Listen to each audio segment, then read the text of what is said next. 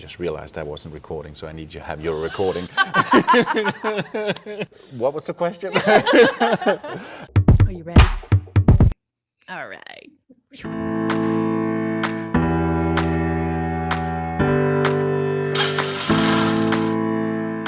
Welcome to the Remote Work and Travel Show. I'm your host, Nora Dunn, also known as the Professional Hobo.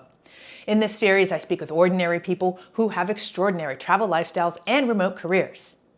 You may have noticed that I've changed the format of some of my recent interviews and done some in person, which, occasional tech glitches notwithstanding, has been incredibly rewarding. Today's episode takes it to another level, and frankly, I was a little bit afraid it would be a flop, but I reviewed the footage and it's actually pretty amazing. It's a mutual interview with a very popular podcaster, and this interview is going to show up on both of our shows. This explains the table full of microphones in front of us. However, only one set of mics worked because only one set was turned on, so thank goodness for backups.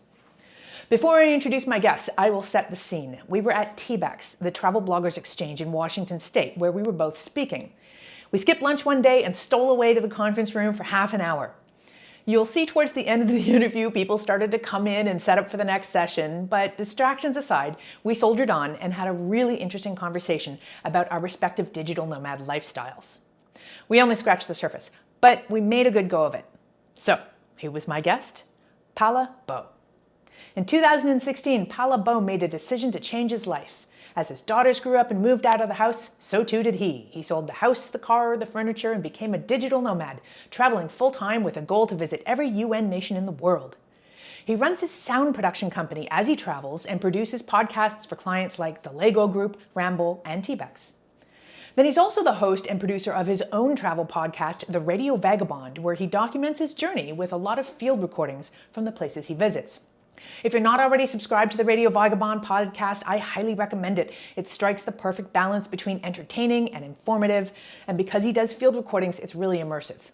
Speaking of immersion, before we get into our interview, check out the description for a free link to a checklist of 10 things to do before you travel long term.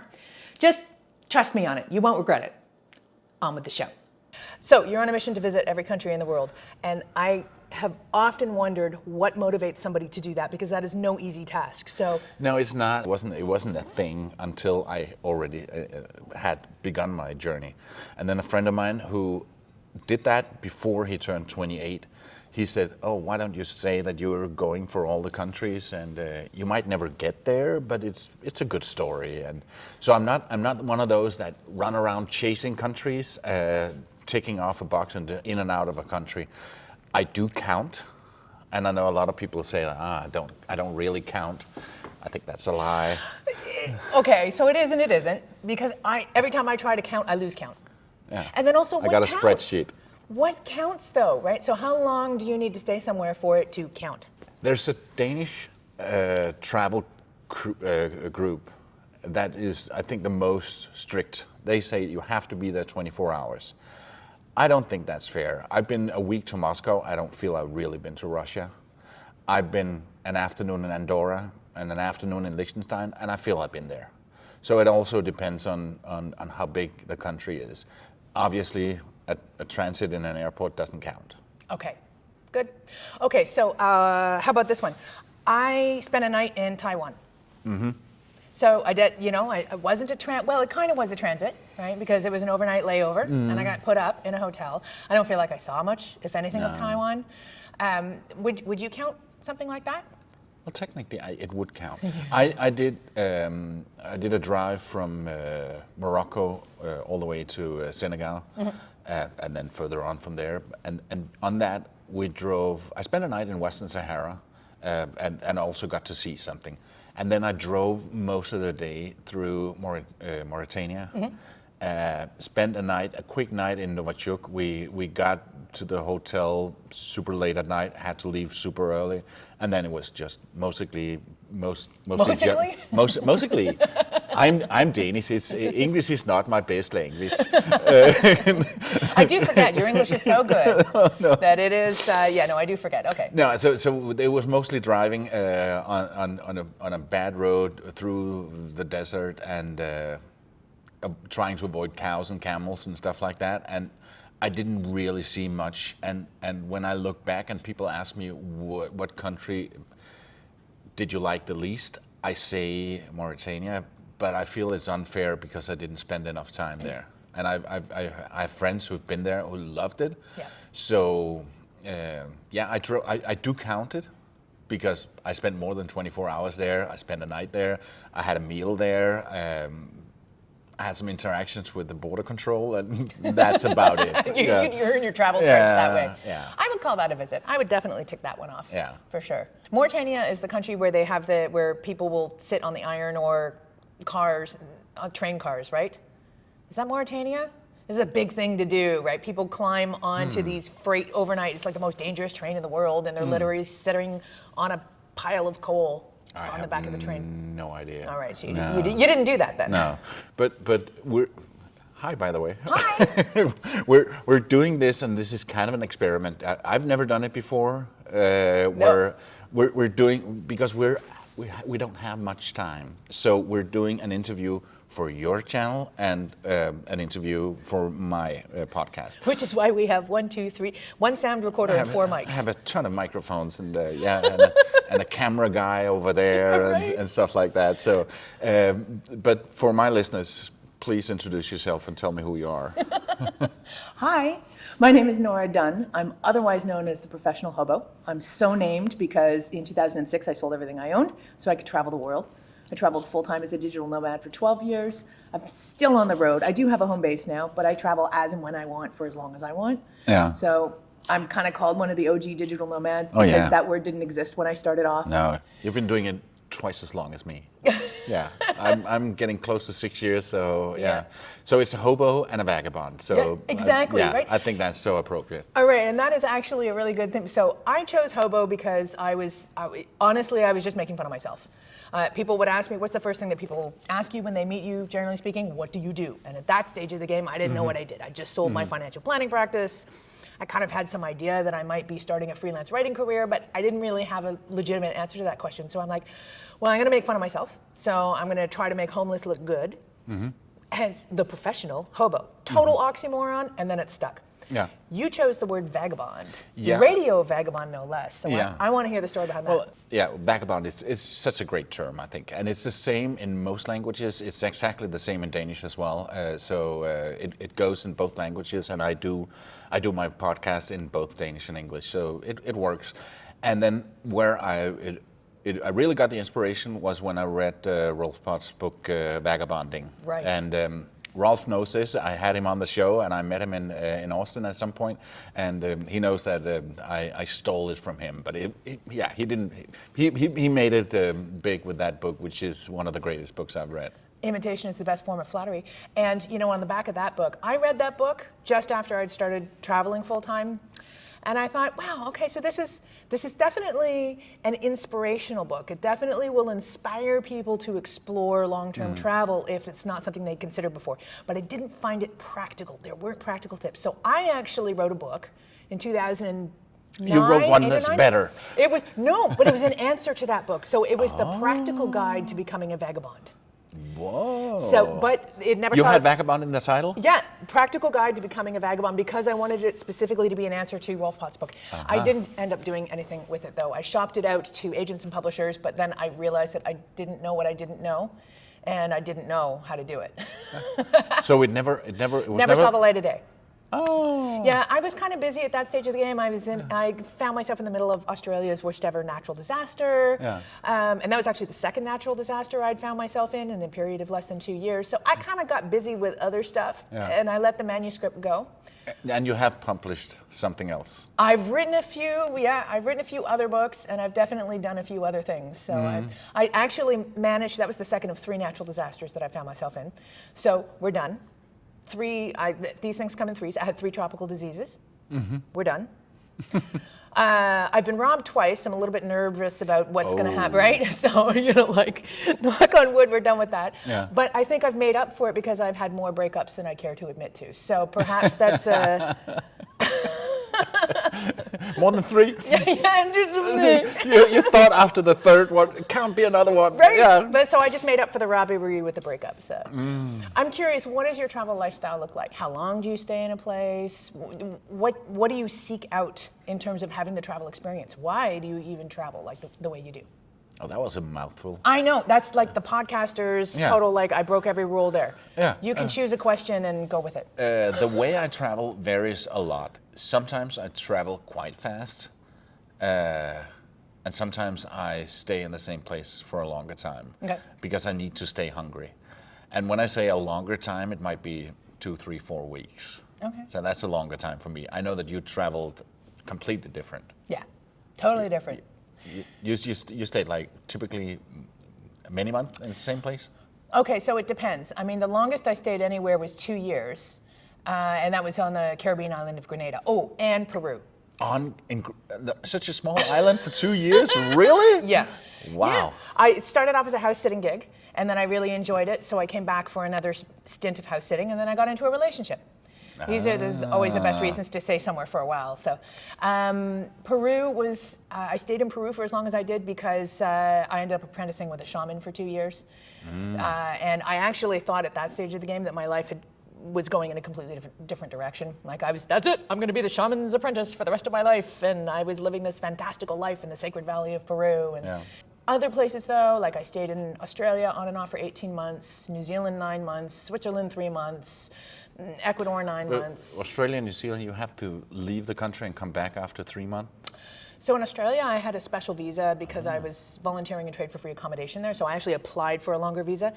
And then after getting stuck in the natural disaster, literally we were in the middle of the Victorian bushfires.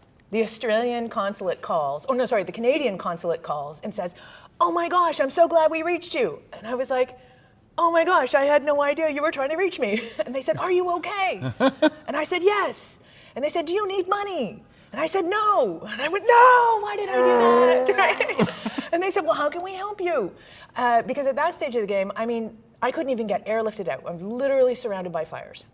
But my partner at the time and I had really fallen in love with this area and liked the place and were eager to stay. And my partner at the time had also run out of money. That's a whole other story. That's why I should have said There's yes a reason to he's an ex. I hope he's not was watching. breakup number 2. Yeah, right?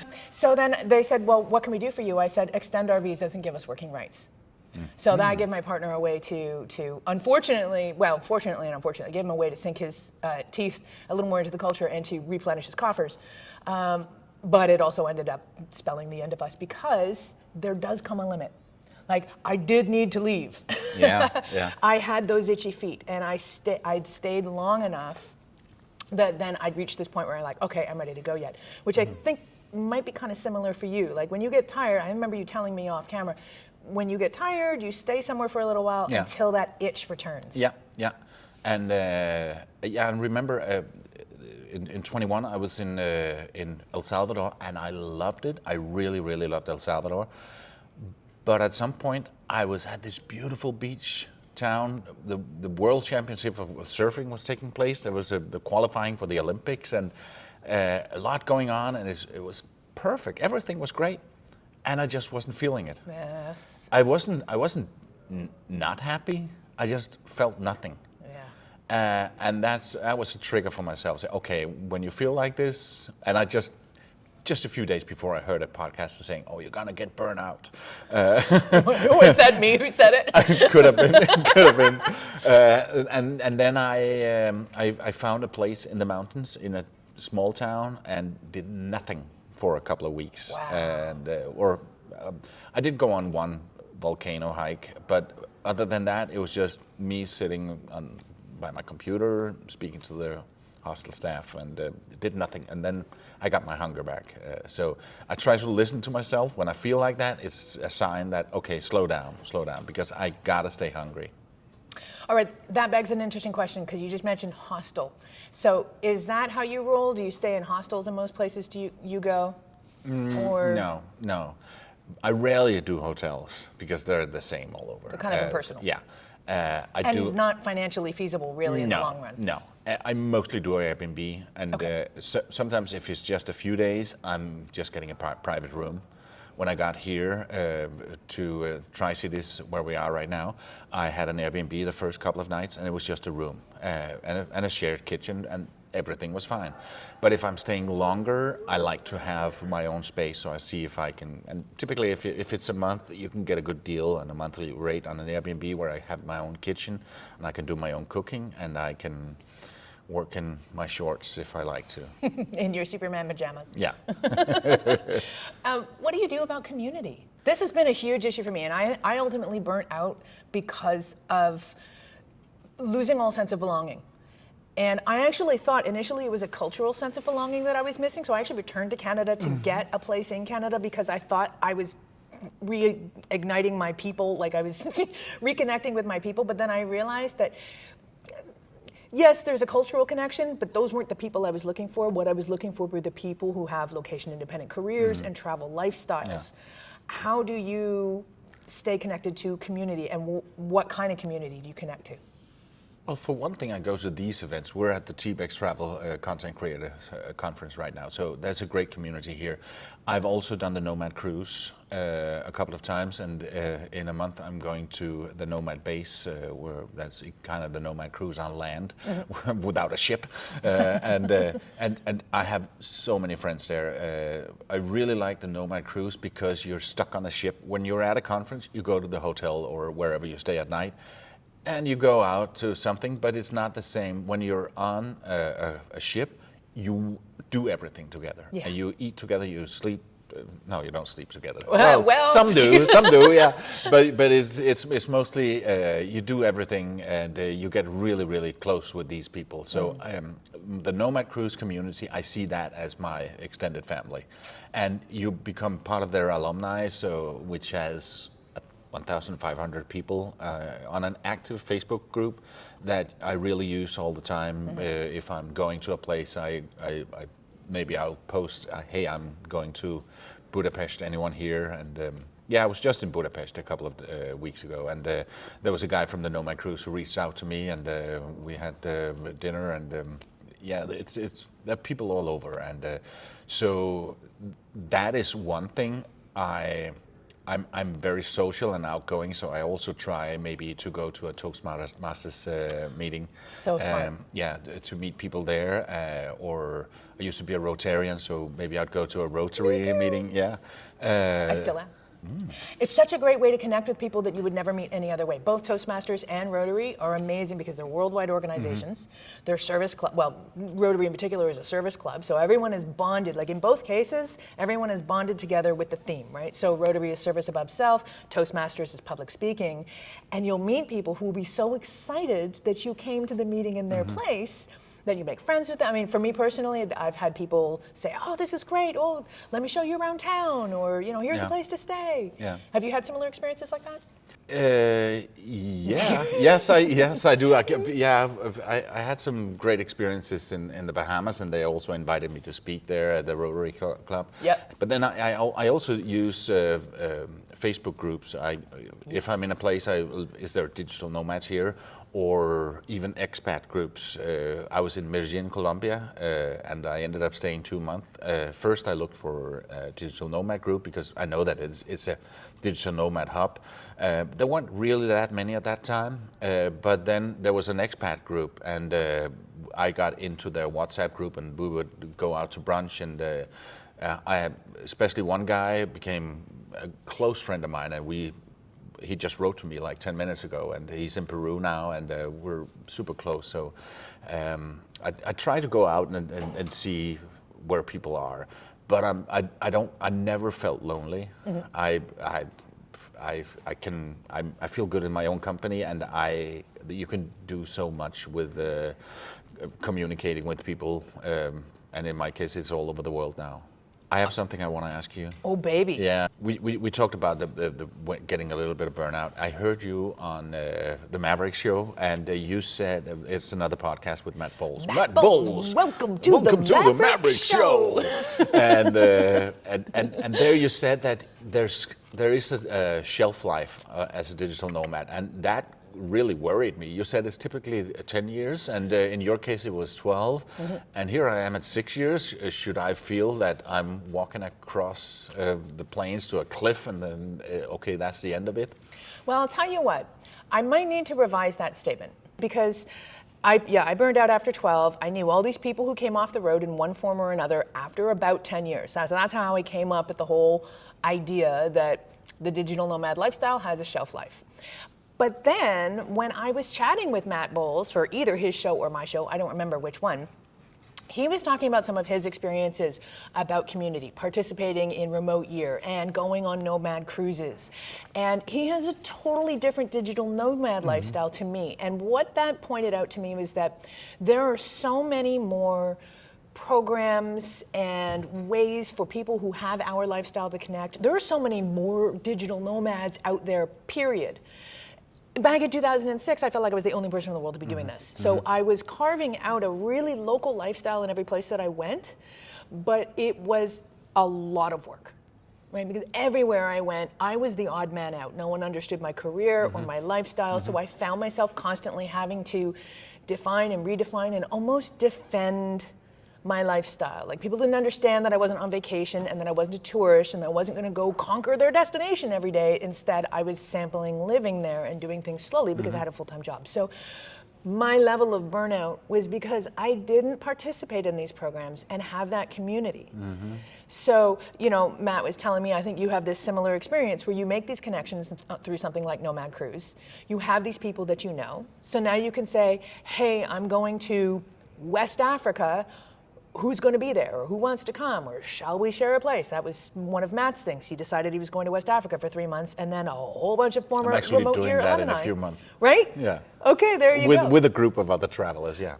Bam. Yeah. So perhaps that can extend the shelf life, as I had defined it. And also I feel like I talked about my El Salvador experience, that I try to listen to myself and feel, okay, now I need to stay longer.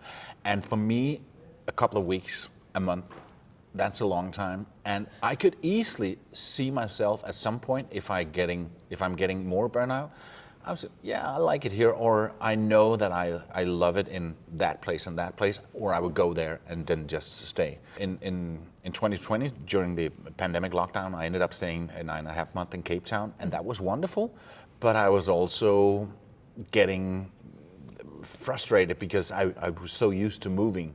So actually I ended up moving 5 different places within Cape Town because I still, that made me feel like, I packed and unpacked in a new place, and the electricity works like this here, and there's the plug, and one time I only moved 500 meters. So just so you could move. Just so I could feel that I could move. But that's just me now, and in 5 years, in 3 years, I might feel totally different, and then I come to Quito and say, I want to stay here for a couple of months, or Granada. Well, this is the beauty of the lifestyle.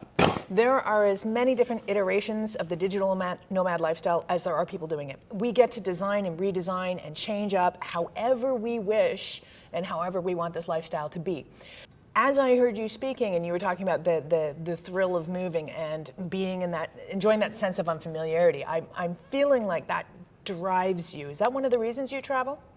Or maybe more appropriately, instead of putting words in your mouth, why do you travel, Palle Bo?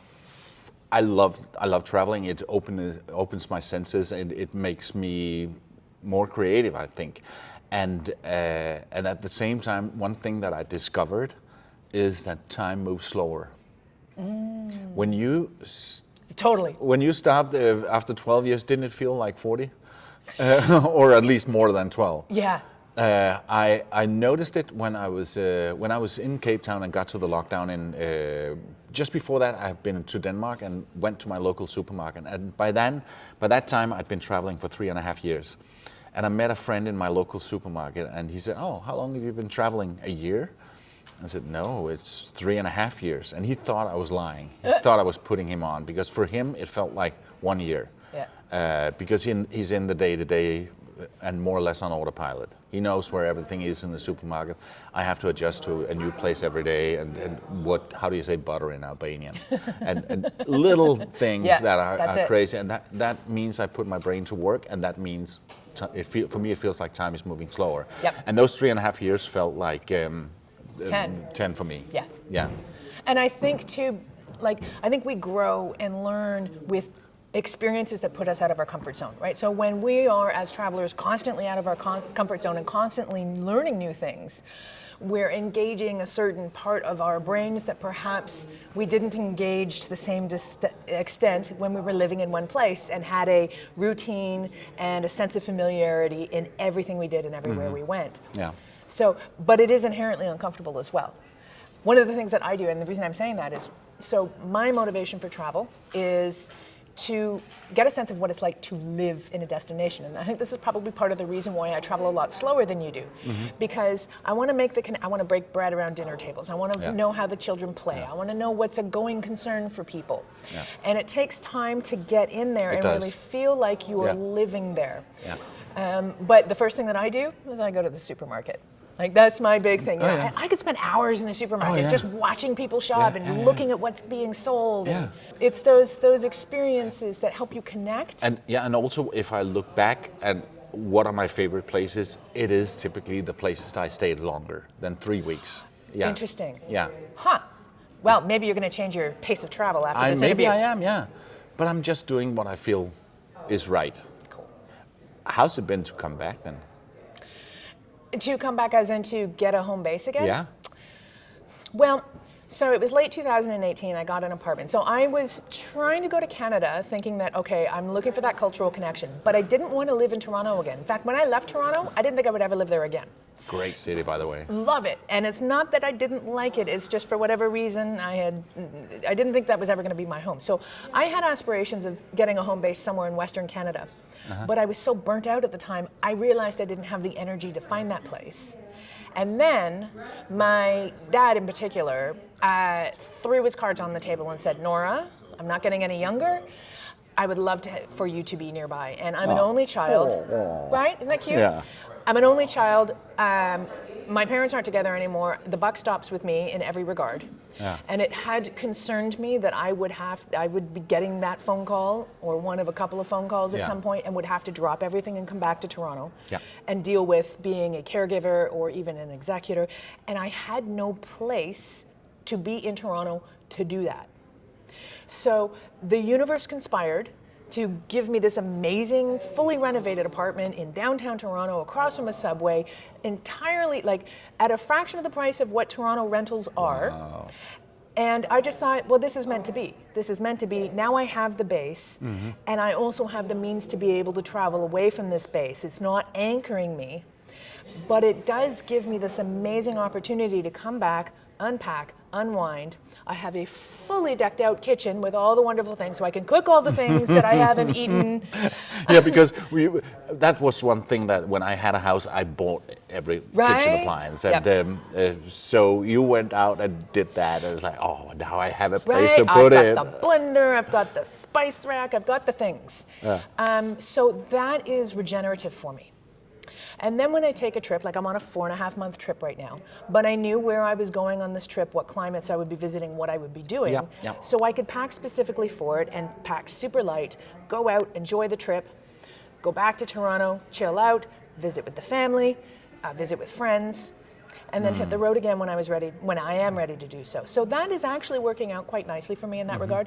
And of course, I guess you could say, it's a double-edged sword. It was serendipitous that I had the place because when the world locked down, I had a place to lock down as well, which was great because then I didn't have to worry about being abroad through the lockdown. But it also became a bit of a prison for me, and I didn't expect that. I didn't expect my apartment, which was just supposed to be a place to unpack and leave for the next trip, to turn into a place I could never leave. So that was rough for me. Which begs the question, you had no place to go back to during the pandemic. You stayed on the road. In a message back, you just listed a laundry list of places that you went to through the pandemic, but you did lock down in Cape Town for a while. How has the experience of traveling through the pandemic been for you? A lot of COVID tests. It's been my nose is sore. Yeah, my nose is sore, and it's been more difficult, but it's not been impossible. And actually, I remember I was here in Washington State 7 months ago, and then I went across the border to Vancouver.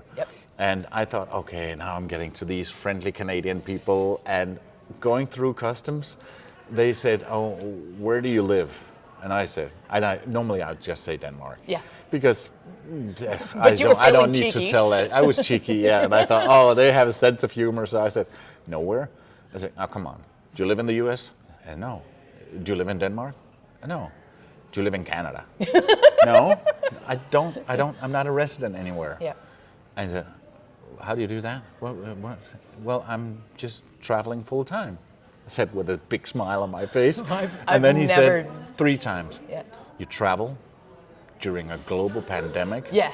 And he repeated that 3 times, and then he gave me a special piece of paper and sent me into an office, and there was a woman asking me the same question, same interrogation. They just didn't get it.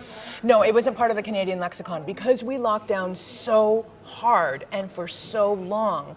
I'm actually noticing that in Canadian culture, and this is a very broad paintbrush I'm painting with right now, there is still a fear. Mm-hmm.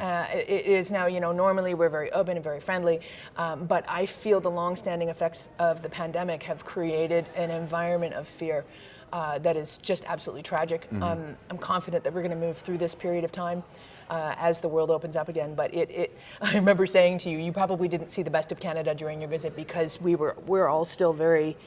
Oh, it was nice. It was nice. It was raining all the time though, but when I was there, but but no, I love everything Canada. Yeah. Palle, this was amazing. Thank you so much for taking this time. We're not done. I know. Do we have to do a part 2? We'll have to do a part 2. Well, because normally I would now grill you on your career and everything that is. Oh yeah, that's what you said before we started. That's what you wanted to talk about. But we just went down the rabbit hole of travel lifestyle, and I think this is so amazing. And we only just scratched the surface, just a little bit. Exactly. So, all right, we'll dig in for another one. But in the meantime, thank you so much. Are you ever going to be nomadic again? So my idea right now is that I'm keeping the place in Toronto until I have no reason to be in Toronto anymore. And that technically could be, that ultimately means my parents would be gone, and that's not going to be anytime soon. So I have that ability to keep that place. Yeah. Why not? But life happens while we're busy making plans. And I'd be lying if I said that there wasn't a wee part of me that longed to just pack the bag and hit the road again and not have to worry about the return ticket.